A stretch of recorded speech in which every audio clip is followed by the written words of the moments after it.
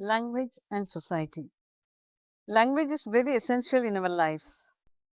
It is a basic fundamental unit in every individual's life. It enables us to pose questions, report problems, seek help, crack jokes, etc. Today's society speaks of language as the most significant of all. Humans engage themselves in speech to convey matters and perform other tasks to survive. Talking with each other by itself is a part of language. For every simple thing, even to ask someone for a direction to a place, one needs to talk to converse with the other. At the time of an interview, one needs to both pose questions and reply with an answer.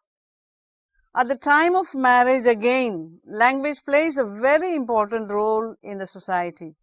Thus, we find how language plays a significant role in human activities on a daily basis. Not only human activities, but also institutional and social organizations like business dealing, political aspects, educational systems, parliamentary debates, and other debates in schools and colleges are all dependent on language. Therefore, we find how language plays necessary and important role in the heart of the society to communicate and explain various issues in life. There is a mutual understanding between language and society. In other words, communication is also a key factor in mingling with the social crowd. A proper communication is required for a proper response and explanation. Grammar is to be noted where language is concerned, but still, humans do commit mistakes in their speech and spellings in writings. All these may be neglected and ignored in few circumstances, not in all situations.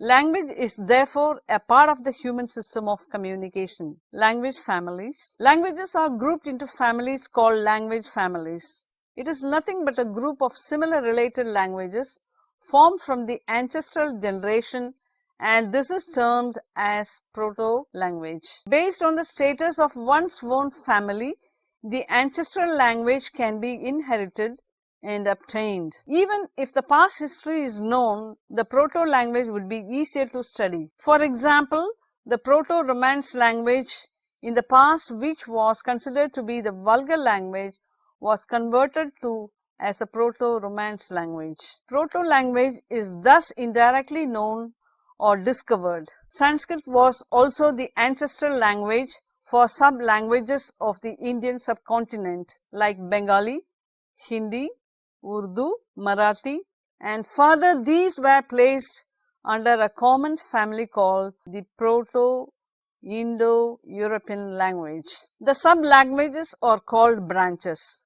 The common ancestor, the Proto-Indo-European language, has Germanic, Romance, and Slavic as branches. Maintaining relationships with languages is quite easy. If we trace the Romance languages, wherein 2000 years ago, when Latin was considered to be the ancestral language in Italy, the Roman conquest later spread the Latin language across Europe.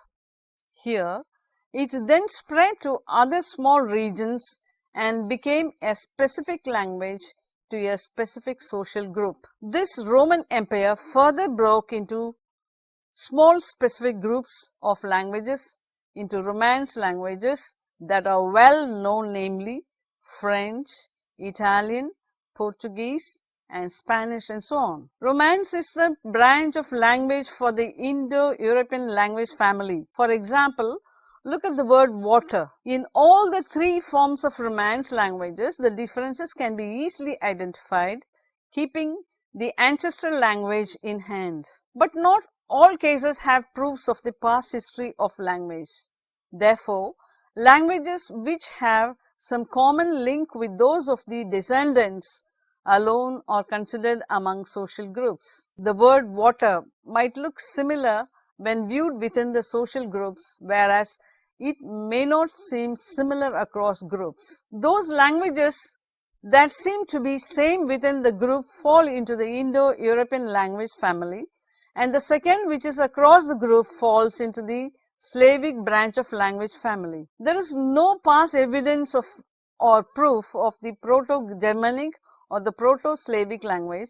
Still, it is assumed that these two languages would have existed initially. All the languages of the world belong to the family of languages. Some languages have no relatives or any kind of relationship and belong to what is called language isolates. These may contain fewer amounts of family languages. Basque is an example of an isolate family. Isolate languages are known to have few relatives, but recovery of its language would be minimal. These do not come under any of the family languages. Within families, there may also be branches that fall under isolates, such as Armenian, which is an isolate that is within Indo-European language. Another example of an isolate language is Basque language. This language has no relationship with other languages. Despite its influence by the Romance languages, Basque language still stands unrelated to other languages and remains as isolate language. Social setting of language. According to the circumstances of a speech group, a language will vary socially. For example, look at the American English. It has a lot of varieties and specific groups belonging to a larger language called English. These specific subsets or groups may differ in geography. In other words, languages differ or express according to a group or identity. They can differ between the inside and outside, the strangers and the known, the enemy from the friend. All these show how languages express their identity in its own unique way. Families, couples, roommates, colleagues, friends, kith and kin, all other small subgroups present their language in a specific way according to the interest of an individual in the group and also express in the same specific manner. Those involved in business form a social group among themselves to satisfy, impress and perplex those outside the group. For instance, a two-way communication between two people. We find two types of people, one who conveys a message to be superior or of greater power compared to the other who listens, takes the subordinate place. Normally, people who have a poor language conversation, especially the larger social group who pronounce differently, those with different ethnic factors, other social sectors and variable ages fall under a social dialect. People of today sometimes for namesake when on media or air tend to swear, but it's a question to think if they really mean they swear, they take up or just mere words. Gone are the days in the 1940s and 50s where they stick to what they swear. Is there divergence among languages in developed sectors? This divergence may slowly create a great difference among various social sectors, which may lead to differences in speech and communication. Today, look at the trend where people make use of internet, email, wherein all spellings, grammatical mistakes are all corrected and checked. This makes human beings lazy and lethargic. The mails and other letters have all turned to be informal. Those who have no proper writing or language skills are also boldly making use of such advantages as their work seems easy.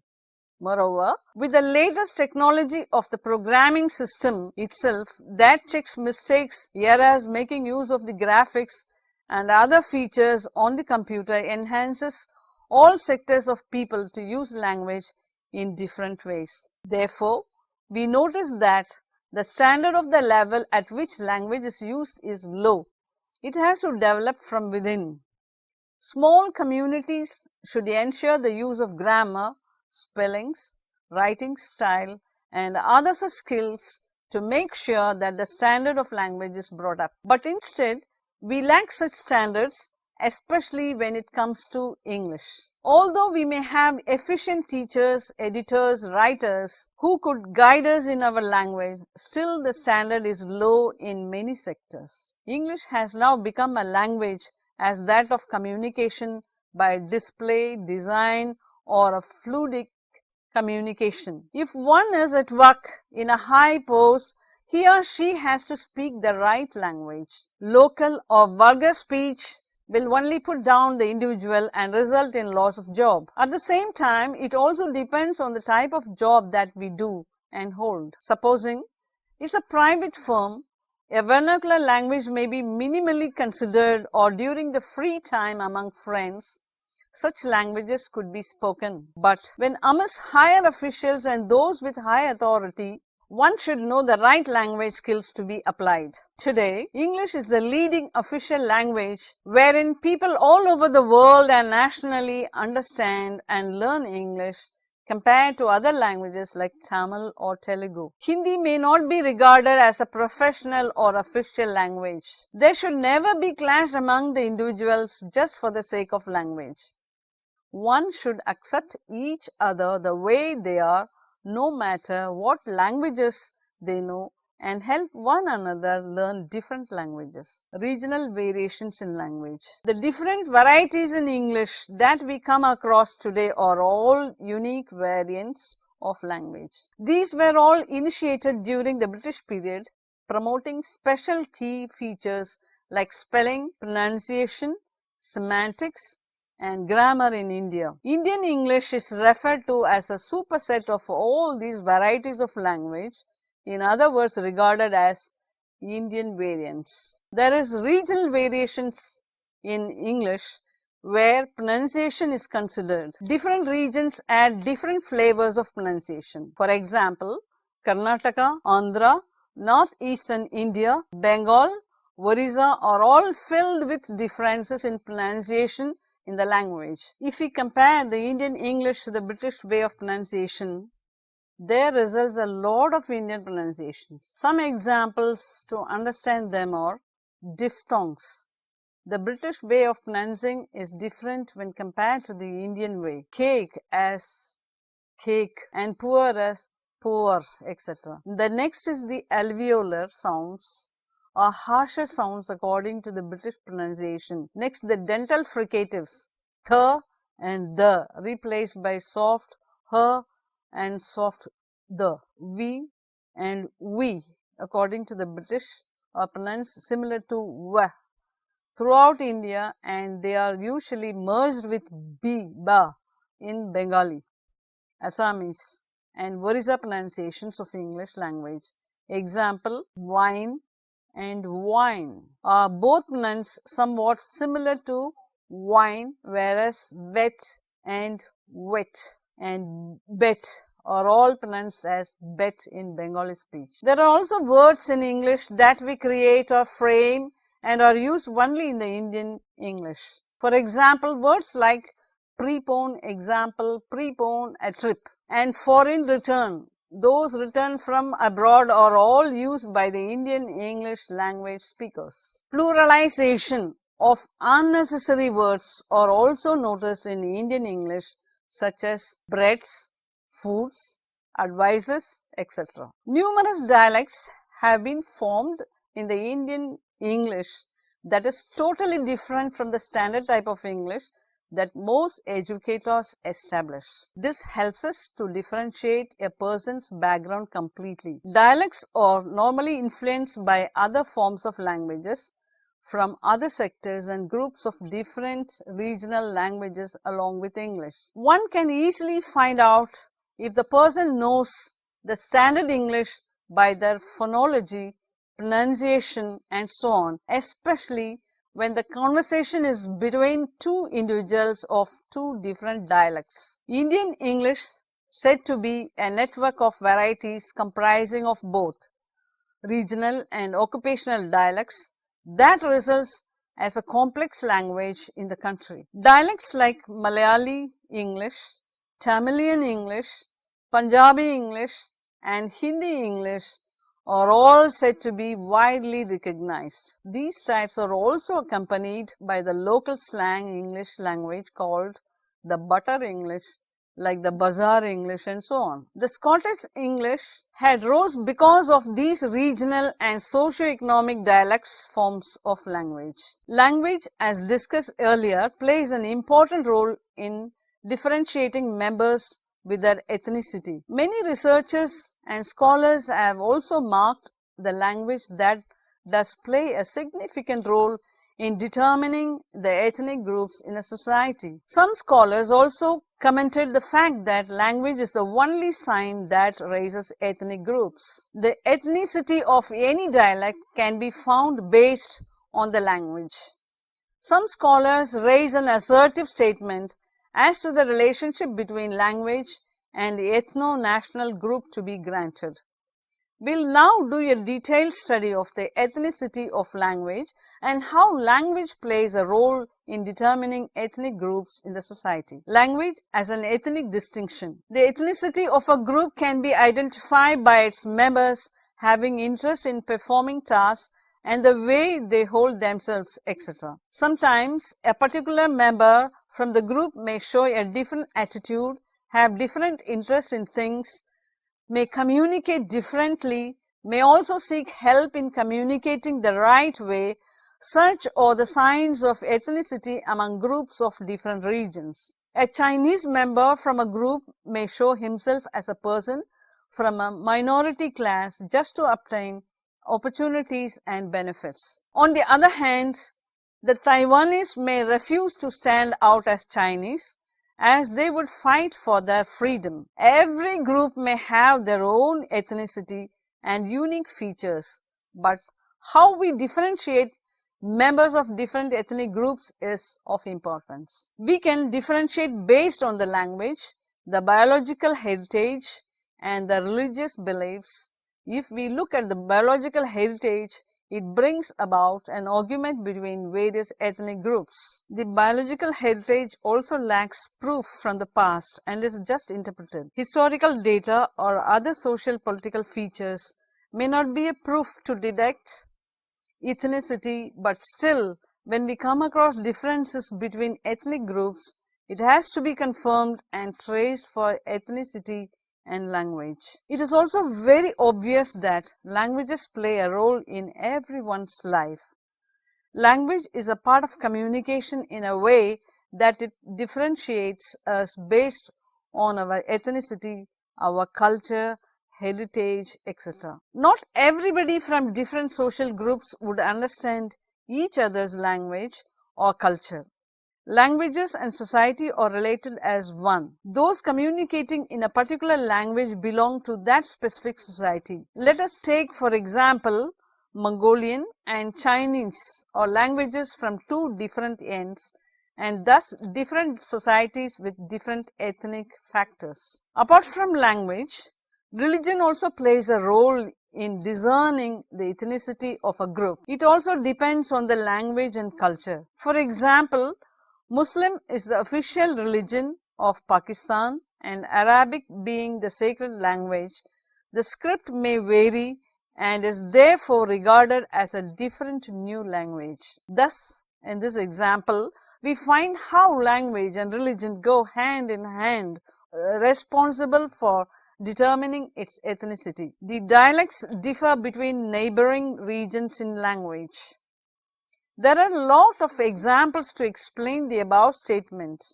For example, Serbian and Croatian have differences in grammar and vocabulary but still remain at all equal pace. Other examples are Bulgarian, Macedonian, Dutch, Danish, etc. are all regarded as different languages with similar dialects. All these vary and depend on the speaker. Though there are differences in grammar among these languages, there still exists equality between the regions and their ethnicity, but still no recorded data exists. Language may differ ethnically among subgroups, among different sectors, and thus we find language a fundamental factor in determining the ethnic factor. Next, We'll also be moving into another form of language called anti-language, that is used to replace another word or meaning in communication as a protective measure in communication. What is anti-language? This type of a language is a language that is spoken within a specific major group by a subgroup. This subgroup may form an anti-language just for creating a new bond among its own members within a society. In other cases, the main purpose to create a new language would be to maintain secrecy of what is spoken or done within the group members and not letting it known to members outside the subgroup. The purpose is just as a protective measure against the external team. Thus, in these above said cases, anti-language can be followed. This type of a language is also understood only by the people within the subgroup. Thus, secrecy is maintained by the members of the anti-society, wherein other outsiders will not be able to find out their secrets or even understand the language. All their activities and ideas are also maintained a secret. This anti-language concept was brought about by M.A. Halliday, who is a linguist as well. He came up with this idea when he generated an alternative word for the term lingua franca. He also made some criteria to be followed while using anti-language principle. Anti-language is used just like another alternative for something else. There are word lists that guide us within the previous historical records of different cultures and their languages. It's a modified type of language, like replacing an old for a new. Anti-language also involves correct usage of grammar and spellings. Proper communication is essential. Exchanging new words and their meanings to a layman should be practiced. Anti-language should not be misinterpreted as an alternative language. Instead, it should be known as the second life factor. When people use anti-language, they make changes in words, spellings, involving change of original meanings for words and changing the entire language right from the beginning. It is basically like a vehicle of re-socializing. Language and anti-language are interconnected. Once it is used in any conversation, it thereafter has to be maintained. An example for anti-language is CB slang that generated in the 1980s by the truck drivers in USA. And later it was spread to other countries like Mexico, Germany and Canada. We therefore find records created in the past for anti-language usage. Anti-language should never be considered a negative factor, as it helps to converse to people who may not even follow or understand the original context. In such cases, new words made easier with better understandable codes or meanings can be given. It is yet another form of communicating to one another. Society and language can be grouped together, while anti-society and anti-language can be grouped together. Anti-language is also used if one lands in a new country of different culture. For example, the French region in Canada. One can make use of new words to overcome the language conflicts that might occur unnecessarily. Thus, we conclude that anti-language is very unique in its own form.